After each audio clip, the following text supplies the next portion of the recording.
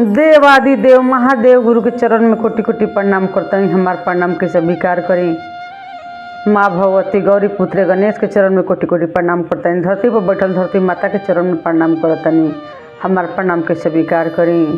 साहब दीदी के चरण में कोटि कोटि प्रणाम करता हूँ। जहाँ तक हमारा आवाज़ जाता हम सब गुरु भाई बहना के चरण में प्रणाम करता नहीं। यूट्यूब के माध्यम से हमारे गुरु भाई बहन जितना देखता ललिता जी शिव चर्चा चैनल के सब के पैर छू के प्रणाम करता नहीं। अपन दुलार प्यारा से बात बनौले रही तो आई गुरु भाई बहन देखी रौरा सब के बीच में बहुत प्यारा सा छोटा सा एगो शिव चर्चा कथा लेके आयल बनी।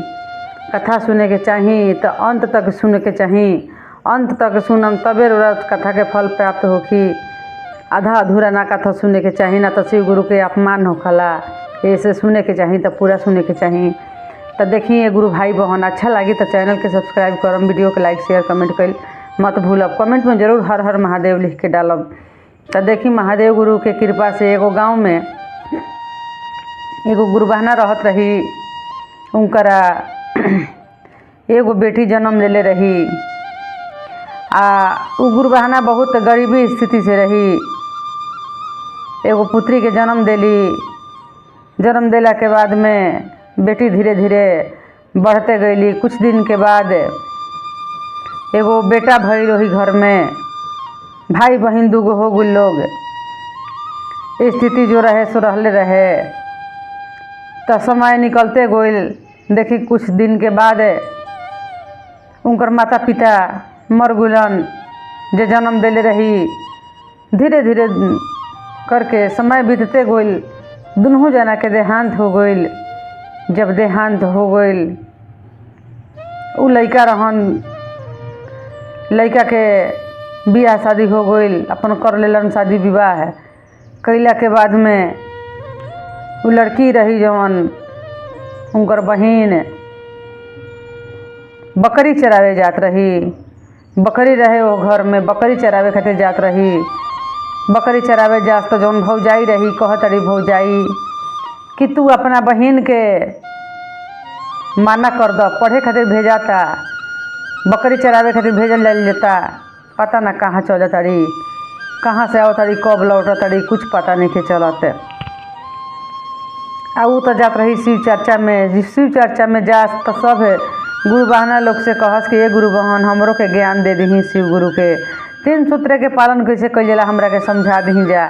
लेकिन गुरु बहना लोग कहस जा कि तू अभी नादान बाड़ू, कैसे शिव चर्चा के 3 सूत्र के ज्ञान लेबू, तारा अभी ना मिली। धीरे धीरे करते करते 16 साल के जब हो गई तो कहल जाता कहताड़ी कि हमरा के गुरु के ज्ञान दे दी जाए। गुरु बहना प्रतिदिन आवतनी यही दरबार में मंदिर में बैठ के हम शिव चर्चा कथा सुनतनी, पूजा सुनतनी। हमरा मन में लालसा जागल बा कि हमू शिव के गुरु बना लेही, रौरा सबे हमरा के ज्ञान दे दही।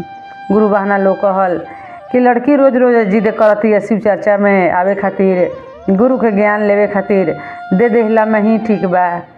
तो गुरु बहना लोग उनकरा के गुरु के ज्ञान दे देली जा। 3 सूत्र के कैसे पालन कइल जाला बता देली जा। कहले जा कि गलती मत करीह, करीह तो सही से पूजा पाठ करीह, गलती मत करीह। ज्ञान ले ले बड़ो तो ज्ञान के उपयोग अच्छा चीज़ में करीह। केहू खातिर दया मंगी ह, अपना खातिर चाहे कोई खातिर दया मंगी ह। कोई के खराब को बोली न तो बोली ह। कहली कि ठीक बे गुरु बहना, हमरा बड़ा मन लागता महादेव में। ले ली ज्ञान 3 सूत्र के। अब पढ़े भी जास तो पढ़ाई जब स्कूल से छुट्टी होखे तो वही मंदिर में शिव चर्चा में चलत रही। बकरी चरावे जास तो बकरी खेता में बांध देत रही। आई अपन चर्चा में चल जात रही। तो भौजाई कहस इनकरा भाई से रोज रोज कहे लगली कि पता न तहार बहन के भेजल जाता पढ़े खातिर, चल जाली के जाने कहाँ वहाँ। बकरी चरावे के भेजल जाता, चल जाता के जाने कहाँ वहाँ। लड़कन के छुट्टी होता 2 बजे तो उ आवताड़ी 4 बजे। तहार बहन कुपत्तर बाड़ी, स्वभाव के ठीक नहीं खी। उनकरा पर लंछन लगावे लगली भौजाई। भाई के सुनत सुनत मन में आई कि एक बार बहन से पूछ ले तनी कि का कारण बा। कहत ने भाई अपना बहन से कि ये बहन तू पढ़े खातिर जालू तो काहे सब लड़का चलावल सन 2 बजे तो तू काहे चलावेलू 4 बजे। तो ये भैया हम 2 घंटा शिव चर्चा में जाके बैठीला, 2 घंटा हम जाके शिव चर्चा में बैठीला। हम गुरु के ज्ञान ले बनी एह के चलते हम शिव चर्चा में जाके बैठिला। तब बकरी चरावे जालू तो बकरी लागे ना रहेलू, तू कहाँ रहेलू। आ तो हम शिव चर्चा में भैया गांव के एगो मंदिर बड़ुए शिव गुरु के, वही मंदिर में शिव चर्चा होखला, वही में हम रहिला, वही में बैठ के कथा सुनीना, पूजा करीना, भजन सुनीना, भजन करीना। ए भैया कहलन कि ठीक बा। समय निकलते गुल कह तारी भौजाई अब जिद धैली कि तू अपना बहन के शादी कर द, एक दूसरा के घर में शादी कर द। तहार बहन कुचाल बिया जाले पढ़े खातिर, तो पता न सब लइकन के साथ में ना आवले, एह के चलते हम एकरा के माफ़ ना करब, तू जल्दी से लइका खोज के एक शादी विवाह कर। भाई कहलन कि ठीक बा भाई, रोज रोज के ताना सुनला से अच्छा बा कि बहन के हम समय पर शादी ही कर दी। तो कहलन भाई कि ठीक बा, हम लइका खोज तनी शादी विवाह कर दिए। कह तरी भौजाई कि लइका खोजे के जरूरत नहीं है, हम लइका खोज देले बानी। लइका के कमी का बा, देह भुजा सब बढ़ले बा, लेकिन बुद्धि दिमाग के कम बा, लइका दिमाग बुद्धि ओकरा बहुत कम बा। तो कहले कि भाई कहले कि ना तब ऐसन लइका से शादी ना हुई। आ तो तब कैसन लइका से शादी हुई, ओकरे से शादी हुई, एकरे से शादी रचाई। जल्दी अपना बहन के हटाव, हमारा खातिर मलामत बनल बिया। देखिए गुरु बहाना वही लइका से बहन के शादी रचाइल। आ शादी जब भइल तो अपना ससुराल लड़की गोइली, तो गोइली तो खाए के घर में अनाज नहीं खे, कुछुओ नहीं खे, काहे कि वो घर में सासो ससुर ना रहे, उहे एगो खाली लइका रहे। अब जौन बुझाए तो ले आवे, तो वही में खासन जियस लोग खास लोग। तब एक बाद में कुछ दिन के बाद जब समय निकलते गई तो एगो उनकरा तन से एगो बेटा जन्म लेलस। बेटा जन्म लेलस, ओकरा दूध पियावे के, ओकरा खाए के बड़ा तकलीफ होखे लागल। गोइली अपना भाई भौजाई की यहाँ कि जाता नहीं अपना भाई भौजाई से कुछ हेल्प मांगो, कुछ मदद मिल जाई तो कुछ दिन के हमारे जीवन में निकल जाई, खाए पिए के उपाय भैया कर दी हैं, भौजी कर दी हैं।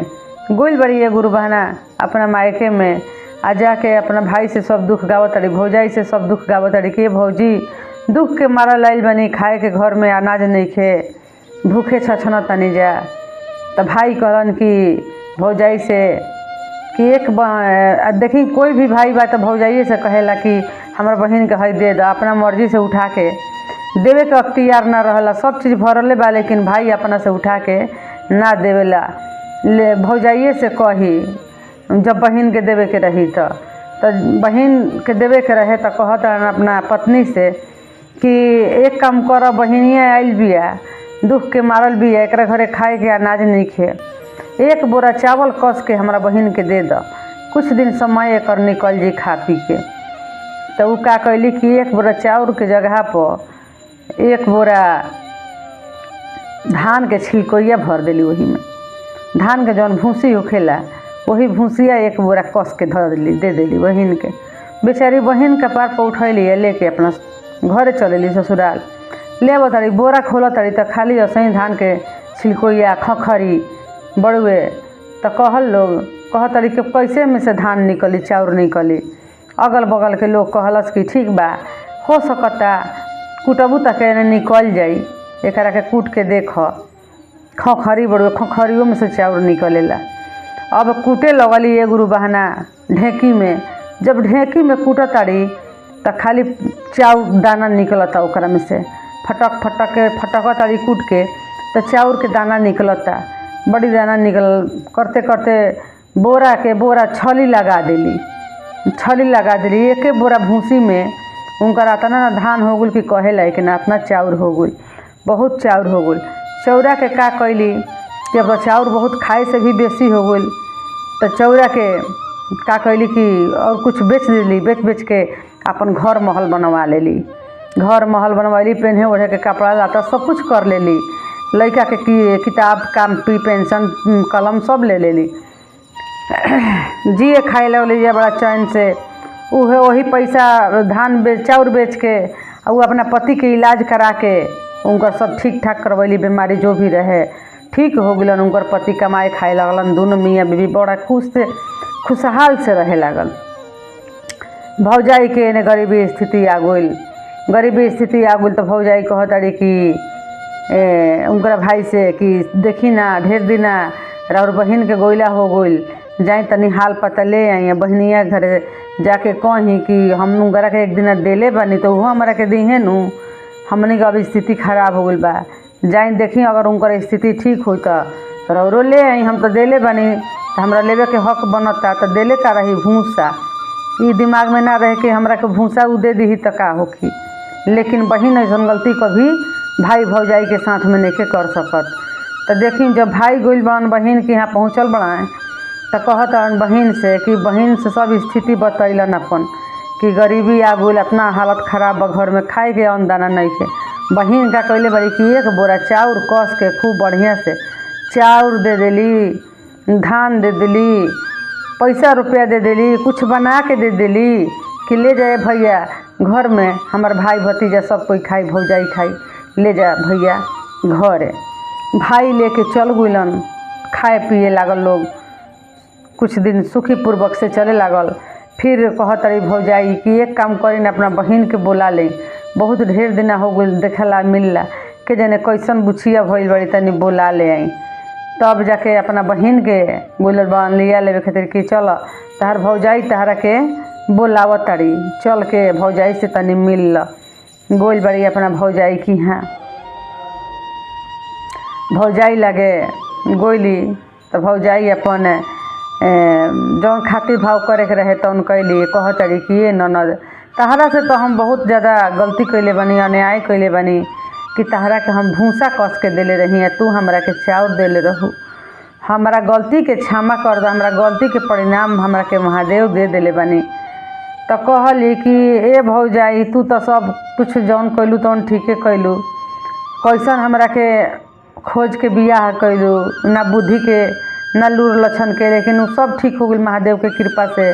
देखो हम शिव शिष्या हैं, 12 साल के उम्र से शिव के गुरु बनैनी, मंदिर में जात रही, शिव चर्चा करत रही, लेकिन तहरा मन में पाप रहे कि हम कहाँ जाता नहीं। गलत भावना ना सोचे के चाहिए, तू गलत सारा चीज़ तू गलत सोचत रहू, यही के चलते आज ऐसा दिन दशा तहरा हो गइल। अच्छा विचार रख, तू अच्छा विचार रखबू तो कबो केहू कुछ नहीं के बिगाड़ सकते, लेकिन तहरा में अच्छा विचार है ना रहे। ननद के ध के लगली रोवे, माफ़ी मांगे कि हमरा के माफ़ कर दे, तू तो सत्याता सती बाड़ू, आ हम तहरा पर आरोप लगैनी, लक्षण लगैनी, कैसन से तहरा के बियाह करवा देनी, तहरा के तोहर दिन अधीन रहे तो हम तहरा के धान के भूसा दे देले रही, कस के खखरी दे देले रही, आ तू हमारा बाल बच्चा के खाए पिए खातिर अन्न धन सब कुछ देलू, तो तहरा के हम कैसे हम भुलाइब, तू हमरा के माफ़ कर द। ननद सब गलती के माफ़ कर देली। कहली कि भौजी जहिया दुख रहे तहिया दुख रहे, आज ऐसा तू के ना कैले रहतू तो हमार दिन ना फेरित। देखा हमार जगह से शादी भइल बा उहो ठीक हो गई बने, ठीक बनन, काम करे जालन कमालन, हमहू ठीक बनी। तो ए भौजी केहू के हीन नज़र से ना ताके के चाही। तो देखिए गुरु भाई बहना, जब तक भगवान ना केहू के बिगड़िहन तो आदमी नहीं के बिगाड़ सकत। ऐसे केहू के कभी गलत बोली ना बोली, केहू के कु बोली न तो बोली, सब कोई पर भगवान दया करेलन। आ केहू के हीन नज़र से मत ताकी, काहे कि भगवान के तकला में सब आदमी के तकला में नहीं खे।